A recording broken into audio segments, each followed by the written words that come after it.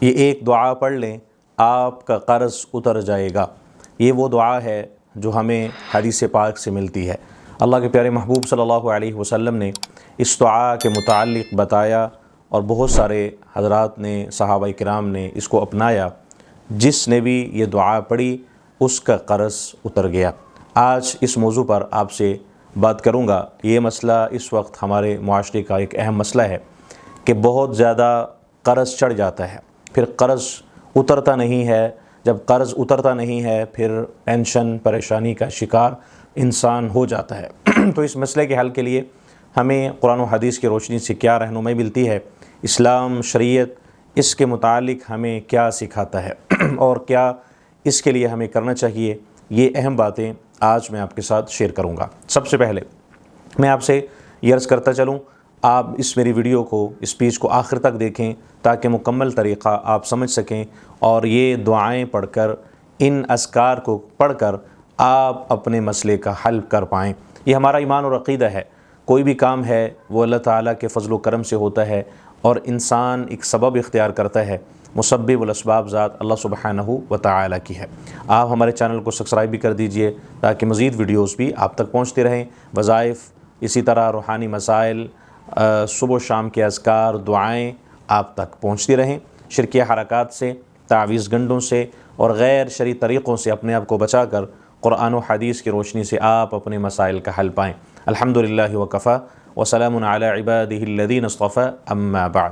Comment میں ایک مرتبہ اللہ لکھیں۔ اللہ کی مدد اور نصرت ہمارے ہر کام میں شامل ہو جائے، ہمارا ہر کام آسان ہو جائے۔ اللہ کے پیارے محبوب صلی اللہ علیہ وسلم ایک مرتبہ مسجد نبوی میں تشریف لائے۔ دیکھا ایک کونے میں ایک انصاری صحابی بیٹھے ہیں، تو آپ نے پوچھا، ان کا نام ہے حضرت ابو امامہ۔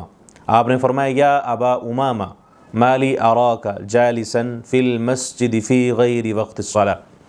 ابو امامہ، ابھی نماز کا وقت نہیں ہے، آپ مسجد میں کیا کر رہے ہیں؟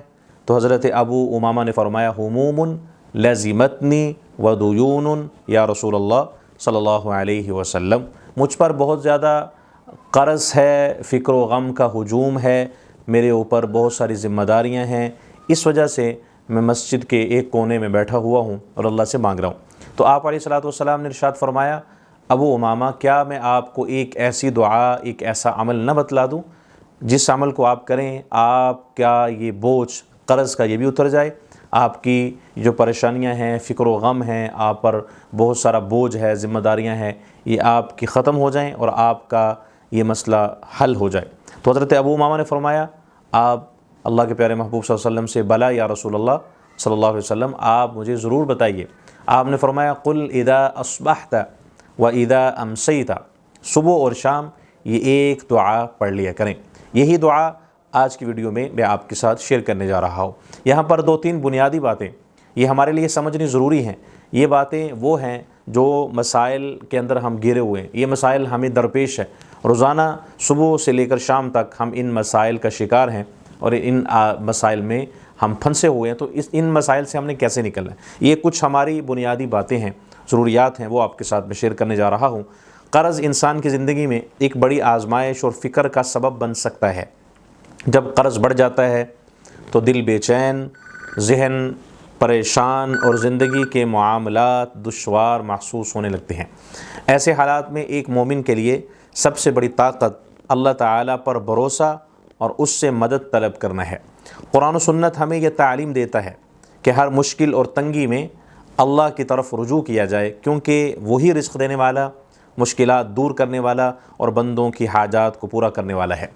قرض سے نجات کے لیے دعا، استغفار اور تقوی اور حلال رزق کی کوشش بہت اہم ہے۔ یہ دعا جو آپ کے ساتھ شیئر کی جا رہی ہے، یہ دعا ان تمام چیزوں کے حصول کے لیے بہت اہم اور بہت مفید ہے۔ جب بندہ اخلاص کے ساتھ اللہ تعالیٰ سے مدد مانگتا ہے تو اللہ اس کے لیے ایسی راہیں کھول دیتا ہے جن کا وہ گمان بھی نہیں کر سکتا۔ اس لیے اہل علم نے ہمیشہ قرض کی پریشانی میں مسنون دعاؤں اور قرآنی اذکار کی پابندی کی تلقین کی ہے۔ یہ وظیفہ بھی اللہ کی رحمت اور مدد کے حصول کا ایک ذریعہ ہے۔ اس کامل یقین کے ساتھ اگر بندہ پڑھتا ہے، اخلاص اور پابندی کے ساتھ ہی قرض کی ادائیگی کے لیے عملی کوشش بھی کرے اور ان دعاؤں کا اہتمام بھی کریں انشاءاللہ اللہ تعالیٰ آسانی پیدا فرمائیں گے، رزق میں برکت بھی دیں گے، قرض سے نجات کے اسباب پیدا ہوں گے۔ یاد رکھیں نفع اور نقصان، زندگی اور کشادگی، زندگی یہ نفع اور نقصان جو ہے یہ تنگی اور کشادگی سب اللہ کے اختیار میں ہیں، اور وہی اپنے بندوں کی دعائیں قبول فرمانے والا ہے۔ تو آئیے اب ہم چلتے ہیں اس دعا کی طرف جس دعا کا ذکر میں نے ابتدا میں آپ کے ساتھ کیا تھا۔ یہ دعا حضرت ابو امامہ رضی اللہ تعالی عنہ کو اللہ کے پیارے محبوب صلی اللہ علیہ وسلم نے بتلائی کہ ابو امامہ یہ ایک دعا آپ پڑھ لیا کریں۔ یہ دعا ہے اللہم انی اعوذ بک من الہم والحزن واعوذ بک من العجز والکسل واعوذ بک من الجبن والبخل واعوذ بک من غلبۃ الدین وقہر الرجال۔ اس کا اگر ہم ترجمہ دیکھتے ہیں، اس ترجمے سے ہمیں یہ پتہ چلتا ہے، جب بندہ ترجمہ اس کا کرے، اس میں یہ چیز ہمیں سمجھ آتی ہے، اے اللہ میں غم اور فکر سے، عاجزی اور سستی سے، بزدلی اور بخل سے، اور قرض کے غلبے اور لوگوں کے دباؤ سے تیری پناہ مانگتا ہوں۔